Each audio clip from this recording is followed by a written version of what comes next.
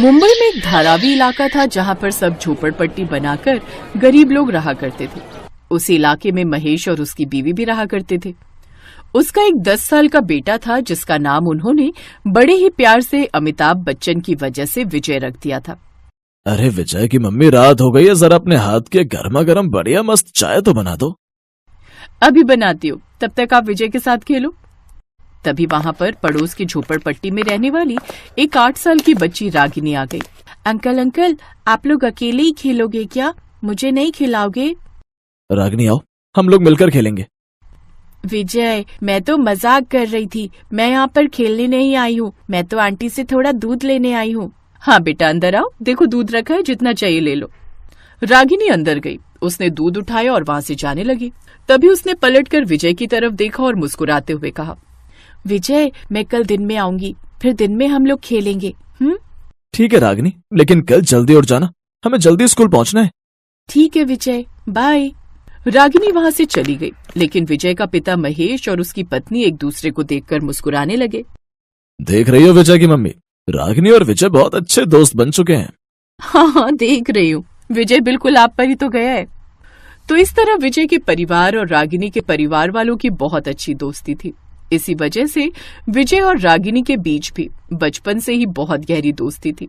दोनों एक साथ ही स्कूल आए जाए करते थे। सब अच्छा चल रहा था। तभी एक दिन अचानक वहाँ पर सुनामी लहर आ गई, जिससे वहाँ की सभी झोपड़पट्टियां समुद्र में बह गई। विजय कहीं दूसरी जगह बह गई। बहते बहते विजय अचानक किसी पत्थर से टकरा गया। उसने उस पत्थर को ही अपना सहारा बना लिया। तभी उसने देखा कि उसी पत्थर से लिपट कर रागिनी भी रो रही थी। विजय, मेरे मम्मी पापा बह गए। रागिनी, मेरे मम्मी पापा भी न जाने कहाँ बह गए। चिंता मत करो, हम दोनों एक दूसरे का सहारा बनेंगे। विजय, मेरे मम्मी पापा बह गए। वो तूफान इतनी तेज था कि कई घंटों तक समुद्र की लहरें वहाँ के इलाके को तबाह करती हुई चली गई। बहुत सारे लोग तो समुद्र के अंदर ही दफन हो गए और दोबारा मिले ही नहीं। रागिनी और विजय का परिवार भी नहीं मिला, लेकिन दोनों अपने माँ बाप को ढूंढते रहे, पर वो कभी नहीं मिले। विजय, मेरा इस दुनिया में अब कोई नहीं बचा, अब तुम मेरा साथ कभी न छोड़ना। रागिनी, मेरा भी इस दुनिया में अब कोई नहीं बचा, अब हम दोनों ही एक दूसरे का सहारा बनेंगे और अपनी जिंदगी बिताएंगे। विजय, मेरा इस दुनिया में अब कोई नहीं बचा, अब तुम मेरा साथ कभी न छोड़ना। रागिनी और विजय किसी अनाथ आश्रम में रहने लगे। धीरे धीरे दोनों जब जवान हुए तब आश्रम की देखभाल भी करने लगे। विजय, जो तुम कहोगे मैं वैसा ही करूंगी। ऐसा करते हैं, हम लोग बाहर कहीं नौकरी ढूंढ लेते हैं, फिर कोई छोटा मोटा घर भी बना लेंगे अलग। विजय बाहर इधर उधर नौकरी ढूंढने लगा, लेकिन उसे एक ढाबे पर वेटर की नौकरी मिल गई। विजय, हम लोग बचपन से एक साथ रह रहे हैं, लेकिन अब हम दोनों जवान हो चुके हैं। अगर कोई हमसे पूछेगा कि हम दोनों का रिश्ता क्या है तो हम उन्हें क्या बताएंगे? रागिनी, मेरे मन में भी कई बार ये सवाल आया, पर मैंने तुमसे कभी कहा नहीं। अगर तुम बुरा ना मानो तो मैं इस रिश्ते को एक नाम देना चाहता हूँ। क्यों ना हम दोनों शादी कर लें? क्या तुम मुझसे शादी करोगी? ये भी कोई पूछने की बात है विजय? मैं तुम्हारे अलावा किसी दूसरे अनजान लड़के के साथ शादी क्यों करूंगी? तो ठीक है, मैंने कुछ पैसे इकट्ठे किए हैं, कल ही हम अपने अनाथ आश्रम चलते हैं और सभी को अपनी शादी की बात बता देते हैं। अगले दिन विजय और रागिनी अपने अनाथ आश्रम में गए और अनाथ आश्रम के मालिक को अपनी शादी के बारे में बता दिया। विजय, मैं तुमसे बहुत खुश हूँ। आज तुमने अपने दम पर अपनी जिंदगी की शुरुआत की है। ये बात सभी अनाथ बच्चों को तुमसे सीखनी चाहिए। हम सब मिलकर तुम दोनों की शादी धूमधाम से करेंगे, चिंता मत करो। कुछ ही महीनों बाद बड़े ही धूमधाम से रागिनी और विजय की शादी। दोनों ही उस जंगल में अब बनी झोपड़पट्टी में अपनी जिंदगी बिताने लगे। फिर एक दिन रागिनी ने कहा, विजय, कब तक हम इस तंबू में रहेंगे? मेरा सपना है कि हमारा भी एक अच्छा सा घर हो। विजय जितना भी कमाता था उसमें से आधी पगार वो अनाथ आश्रम में दान दे देता था और जो पैसे बच जाते थे उससे अपनी जिंदगी चलाता था। लेकिन एक दिन वो ढाबा भी बंद हो गया। रागिनी, ऊपर वाले ने हमारे सर से हमारे माँ बाप का साया छीन लिया। उसके बाद हम अपने दम पर कुछ करना चाहते थे तो नौकरी भी चली गई। विजय, ऊपर वाला जब कुछ करता है ना तो उसके पीछे कुछ बहुत बड़ा कारण होता है। विजय और रागिनी आपस में अपनी परेशानियों को लेकर चर्चा कर ही रहे थे कि तभी वहाँ पर नगर निगम वाले उनके घर आ टपके। तुम दोनों कल ही अपना तंबू हटाकर यहाँ से जगह खाली कर देना। ये जगह सरकार की है, ना कि तुम्हारे बाप की। देखिए, आपको जो भी कहना है प्यार से भी तो कह सकते हैं, बाप पर जाने की क्या जरूरत है। हाँ ठीक है, कल तक अपने तंबू हटा लेना, वरना मैं जबरदस्ती या बुलडोजर चलवाना पड़ेगा। इतना कहकर वो लोग वहाँ से चले गए। तभी थोड़ी देर बाद अनाथ आश्रम का मालिक भी उनके पास आ गया। विजय बेटा, किसी ने जानबूझकर हमारे अनाथ आश्रम में ड्रग्स और अफीम रख दिया और हमारे अनाथ आश्रम पर रेड पड़ गई। वो जगह हमसे सरकार ने छीन ली है। उस आश्रम में रहने वाले सभी बच्चे एक बार फिर से अनाथ हो गए। देखो, सारे बच्चे बाहर खड़े हैं, बेचारे कहाँ रहेंगे। कहाँ विजय अभी तक रागिनी के साथ मिलकर अच्छे अच्छे सपने देख रहा था। एक ही पल में सारे सपने चकनाचूर हो गए। बाबा, वो सिर्फ अनाथ आश्रम ही नहीं था, बल्कि हम जैसे अनाथ बच्चों का एक परिवार था। तो हमारा भी फर्ज बनता है इन अनाथ बच्चों की मदद करना। विजय, यहाँ तो हम रह नहीं सकते। चलो हम लोग कहीं दूसरी जगह डेरा डालते हैं, फिर उसके बाद सोचते हैं कि आगे क्या करना है। हाँ रागिनी, तुमने सही कहा। विजय और रागिनी ने अपना सामान उठाया। सभी पैदल ही आगे की राह तलाशने लगे। काफी दूर चलने के बाद जब वे शहर से बाहर निकल गए तो एक पहाड़ी इलाके में उन्हें एक सुनसान जंगल दिखाई पड़ा। बाबा, ये इलाका बहुत सुनसान है। इस पहाड़ी इलाके में हमें कोई भी परेशान करने नहीं आएगा। हम यहीं पर अपना डेरा डाल सकते हैं। हाँ विजय बेटा, तुमने सही कहा। रात में विजय और रागिनी अपनी झोपड़पट्टी के अंदर आगे के बारे में बात करने लगे।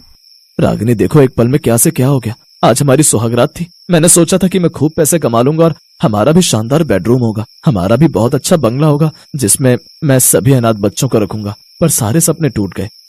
यही सब बातें करते करते विजय और रागिनी सो गए। तभी अचानक रागिनी और विजय दोनों को एक साथ एक सपना आया। उनके सपने में महेश के माता पिता और रागिनी के भी माता पिता थे। बच्चों, हमें जानकर बहुत खुशी हो रही है कि तुम दोनों ने आपस में शादी कर ली और अपने साथ साथ बहुत सारे अनाथ बच्चों की देखभाल कर रहे हो। इसीलिए परमात्मा ने हमें तुम्हारी मदद करने के लिए भेजा है। तभी अचानक पीले रंग की बहुत तेज रोशनी हुई, लेकिन जब उन लोगों ने अपनी आंखें खोली तब वो लोग उस झोपड़पट्टी में नहीं बल्कि सोने और चांदी के बेड पर थे। विजय सोने के बेड पर था और रागिनी चांदी के बेड पर। विजय, ये सब क्या हो गया? मेरे सपने में हमारे माँ बाप आए थे। क्या तुमने भी ऐसा सपना देखा? हाँ रागिनी, मेरे सपने में भी हम दोनों के माँ बाप आए थे और ये चमत्कार उन्होंने किया है। चलो बाहर चलकर देखते हैं। विजय और रागिनी जब बाहर निकले तब उन्हें अपनी आंखों पर भरोसा ही नहीं हुआ। बाहर से उन्होंने देखा तो एक बहुत बड़ी हवेली बनी थी। बच्चों, तुम दोनों ने मौत से लड़कर खुद को तो बचाया ही और एक दूसरे का साथ दिया। बचपन से तुम दोनों ने अपनी दोस्ती नहीं छोड़ी। यहाँ तक कि हमारे अनाथ बच्चों को भी तुम लोग पाल रहे हो। इन सब का फल तो तुम्हें मिलना ही था। विजय, मैंने कहा था ना कि ऊपर वाला जो भी करता है अच्छे के लिए करता है। भगवान ने हमारे माँ बाप के जरिए ये चमत्कार किया है। इस हवेली में धन दौलत सब कुछ है। विजय ने उस हवेली में एक अनाथ आश्रम और एक बहुत बड़ा होटल खोल लिया और खुशी खुशी अपनी जिंदगी बिताने लगे।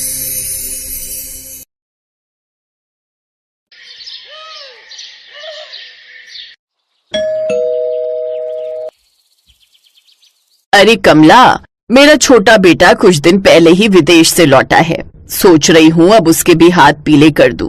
कोई अच्छी लड़की हो तो बताना। अरे वाह, निशांत विदेश से लौट आया। फिर तो उसके लिए कोई बड़े अमीर घर की लड़की ढूंढनी पड़ेगी।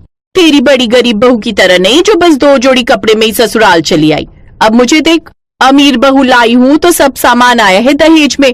ये जिस एसी की तू ठंडी ठंडी हवा खा रही है ना, ये भी मेरी बहू के दहेज में ही आया है। मैंने तो इसे हॉल में लगवा दिया ताकि सब इसका इस्तेमाल करे। चलो बढ़िया है, एक मैं हूँ जिसकी गरीब बहू कुछ नहीं लाई। लेकिन अब तो मेरी सारी उम्मीदें अपनी छोटी बहू से ही है। तू कोई अच्छी अमीर घर की लड़की ढूंढना मेरे निशांत के लिए। अरे तुम चिंता मत करो, निशांत के लिए तो मैं एक बड़े घर की लड़की का रिश्ता ही लेकर आऊंगी। ऐसे ही समय बीता। एक रोज कमला एक बड़े घर की लड़की का रिश्ता निशांत के लिए लेकर आती है। देख तो विमला लड़की कितनी सुंदर है, ऊपर से अमीर घर से भी है, अपने माँ बाप की इकलौती है, खूब दहेज मिलेगा। बोल तो बात करूं। अरे नेकी और पूछ पूछ, तू जल्दी से बात बढ़ा, हम कल ही चले जाएंगे देखने। विमला एक लालची औरत थी। उसके बड़े बेटे ने अपनी पसंद की गरीब लड़की से शादी की थी, इसलिए उसके दहेज में कुछ नहीं आया था। इसलिए विमला हमेशा उससे नाराज रहती थी और अब उसने ठान लिया था कि वो अपने छोटे बेटे के लिए बड़े घर की लड़की ही लाएगी। बात आगे बढ़ी। फिर वो अपने बेटे के लिए सोनिया को दुल्हन बनाकर घर ले आई। आओ मेरी प्यारी बहू, इस घर में तुम्हारा स्वागत है। हाय कितनी सुंदर है मेरी छोटी बहू, बिल्कुल परियों जैसी। सोनिया दहेज में खूब सारा सामान लेकर आती है, जैसे एसी, फ्रिज, वॉशिंग मशीन और भी बहुत सा सामान। विमला अपनी लोभी आंखों से वो सब देखती है तो खुश हो जाती है। फिर विमला उसे उसके कमरे में ले जाती है। ओफो, इस कमरे में तो एक एसी भी नहीं है। मैं इस कमरे में कैसे रहूंगी? माँ जी, आप जल्दी से मेरे दहेज में आया हुआ एसी मेरे कमरे में इंस्टॉल करवा दीजिए। बहू, तुम्हारे कमरे में एसी? लेकिन मैं तो सोच रही थी इसे हॉल में लगवा दूं। वो क्यों भला? ये एसी मेरे पापा ने मेरे लिए दिया है, और वैसे भी मैं अपने ससुराल में कोई समाज सेवा करने नहीं आई हूँ। और हाँ, वो टीवी भी मुझे बड़े टीवी वाले स्क्रीन पर देखने की आदत है, इस छोटे से टीवी में नहीं। अच्छा ठीक है बहू, जैसा तुम कहो। विमला सोनिया के कमरे में आया हुआ एसी, फ्रिज और टीवी रखवा देती है। ऐसे कुछ दिन बीतते हैं। जहाँ अमीर सोनिया सारा दिन अपने कमरे की ठंडी हवा में बैठती, तो वहीं उसकी जेठानी रजनी घर के कामकाज में लगी रहती। एक रोज गर्मी में सारा दिन काम करके रजनी का गला सूखने लगता है। गर्मी में काम करके गला सूखने लगा है, ठंडा पानी पीने की इच्छा हो रही है। रजनी सोनिया के कमरे में जाकर फ्रिज से पानी निकालकर पीने लगती है। आहा, ठंडा पानी पीकर कितना सुकून मिला है। लेकिन तभी सोनिया बाहर से शॉपिंग करके आ जाती है। आहा, ठंडा पानी तो बड़े मजे से पिया जा रहा है, लेकिन जरा मेरा कमरा तो देखो कितनी बुरी तरह फैला है, इसे ही साफ कर देती। देवरानी जी, मैं? हाँ, तुम कर भी दोगी तो क्या चला जाएगा तुम्हारा? ठीक ही तो कह रही है छोटी बहू, वो बेचारी शॉपिंग करके थक कर आई है, तो तुम उसका कमरा साफ कर दोगी तो कौन सा गुनाह हो जाएगा। चल अब जल्दी से इसका कमरा साफ करके झाड़ू लगा दे, और हाँ, फिर फिनाइल डालकर पोछा भी लगा देना। जी माँ जी। सोनिया को अपनी अमीरी और सुंदरता पर बड़ा घमंड था, तो वहीं रजनी दिल की बहुत अच्छी थी, लेकिन उसकी ये अच्छाई किसी को नजर नहीं आती, और उसकी सास हमेशा उसको बुरा भला सुनाती रहती। एक रोज सोनिया सज धज कर तैयार होकर फिल्म देखने जा रही होती है। उसे देख रजनी ने कहा, देवरानी जी, मुझे भी बड़े दिन हो गए बाहर गए हुए, और मैंने तो आज तक सिनेमा हॉल भी नहीं देखा। अगर आपको बुरा ना लगे तो क्या मैं भी आपके साथ चलूं? तुमने अपनी शक्ल भी देखी है, ऊपर से कपड़े तक पहनने का सेंस तो है नहीं तुम्हें। अगर मैं तुम्हें अपने साथ ले कर गई तो जानती भी हो मेरी इतनी इंसल्ट होगी, इसलिए ज्यादा बकबक मत करो और वही करो जो तुम्हारी औकात है, इस घर के काम। सोनिया के चिल्लाने की आवाज सुनकर विमला वहां जाती है। क्या हुआ? मेरी अमीर बहू गुस्सा क्यों हो रही है? फिर सोनिया विमला को सारी बात बताती है। ये सुनकर विमला को गुस्सा आ जाता है। तेरी हिम्मत कैसे हुई छोटी बहू से ऐसा कहने की? अरे तूने अपनी काली शक्ल देखी भी है?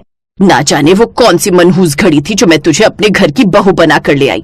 चल जा, घर में इतने सारे काम पड़े हैं, उन्हें खत्म कर, फिल्म देखने जाएगी मनहूस कहीं की। रजनी रोते हुए वहां से चली गई और घर के काम करने लगी। गरीब और काली रजनी के साथ हमेशा ऐसे ही होता था। ऐसे ही समय बीतता है।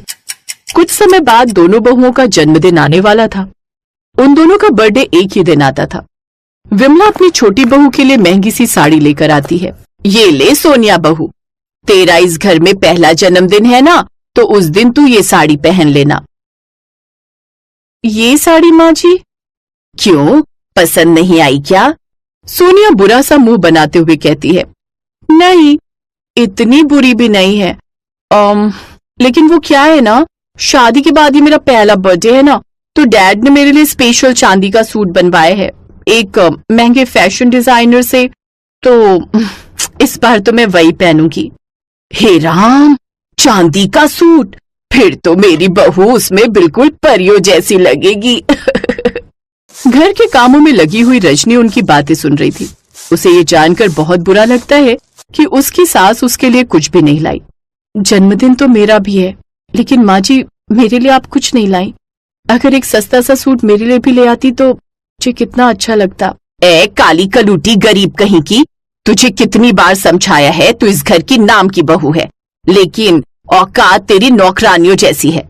आहा, सूट चाहिए महारानी को, जैसे तेरे बाप ने तो मुझे संदूक भरकर खजाना दिया है ना।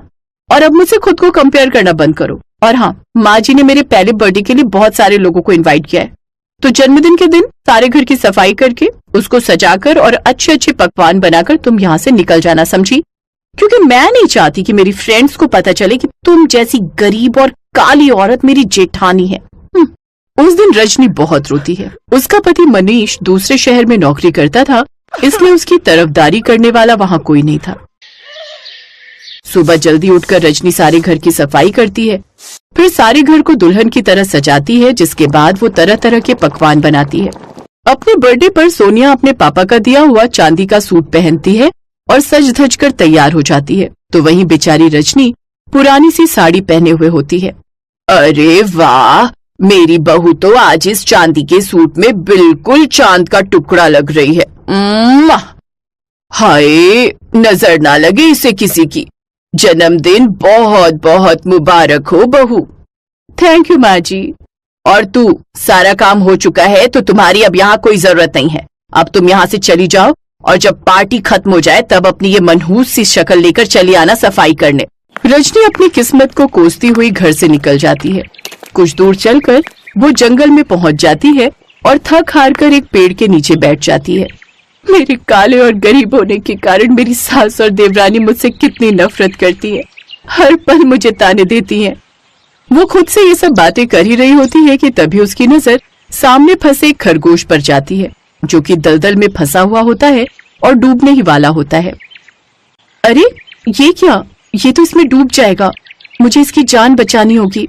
रजनी जल्दी से उस खरगोश की मदद करती है और उस खरगोश को बाहर निकालती है, लेकिन अचानक उसका पैर फिसल जाता है और वो खुद ही उस दलदल में डूबने लगती है।